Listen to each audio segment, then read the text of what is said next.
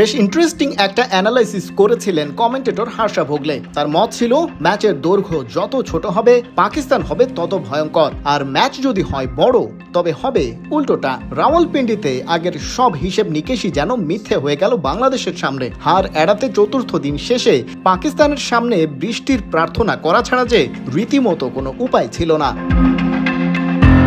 হর্ষা ভোগলে মনে করিয়ে দিলেন তার আগের হিসেব নিকেশ অনেকটাই ভুল প্রমাণের পেছনে শতভাগ ক্রেডিট বাংলাদেশকেই দিতে হবে, যেটা পাকিস্তানের মতো সমৃদ্ধ ক্রিকেট ঐতিহ্যের দেশের জন্য যথেষ্ট বিব্রতকর। সাবেক ইংলিশ অধিনায়ক মাইকেল ভনের এক্স পোস্টের কথাও না বললেই নয়। বরাবরই সোজা সাপটা কথা বলা ইংল্যান্ডের সাবেক অধিনায়ক মনে করিয়ে দিয়েছেন প্রথম ইনিংসে মাত্র ২৬ রানে ৬ উইকেট হারিয়ে ফেলেছিল বাংলাদেশ। সেখান থেকে ঘুরে দাঁড়িয়ে রীতিমতো ৭ সাগর আর ১৩ নদী পেরিয়ে ম্যাচটা ৬ উইকেটে জিতে নেয় বাংলাদেশ। ওদের জন্য নিঃসন্দেহে এটা তাই অনবদ্য এক জয়, অনন্য এক ইতিহাস।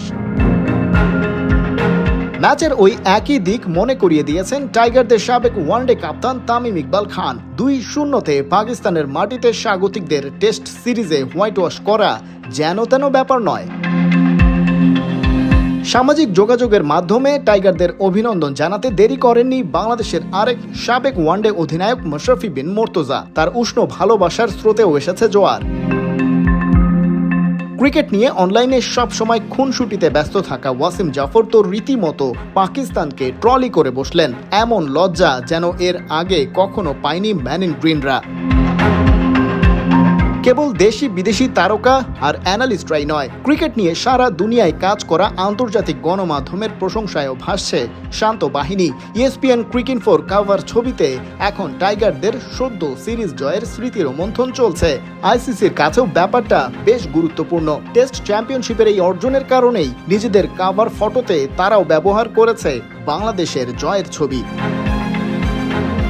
BBC তাদের প্রতিবেদনে লিখেছে, টাইগাররা তাদের শক্ত নার্ভের প্রমাণ দিতে পেরেছে, আর সে কারণেই নিজেদের ইতিহাসে তৃতীয় সর্বোচ্চ সফল টেস্ট রানচেজ পেয়ে গেছে তারা। চারদিকেই বাংলাদেশের জয় উদযাপন, কেবল ওরাই যেন জিতেছে, হারেনি কেউ। অথচ নিজেদের খারাপ সময়টা আরও ঘনীভূত করেছে পাকিস্তান। লাল সবুজের দামাল ছেলেদের সামনে ওরা দাঁড়াতেই পারেনি। টাইগাররা ২-০-তে সিরিজ জয়ের পর সবাই এখন এক কথাই স্বীকার করছেন, এই অর্জনে পাকিস্তানের ব্যর্থতার চেয়ে বাংলাদেশের সাফল্যই বেশি। খালিদ জামিল, একাত্তর।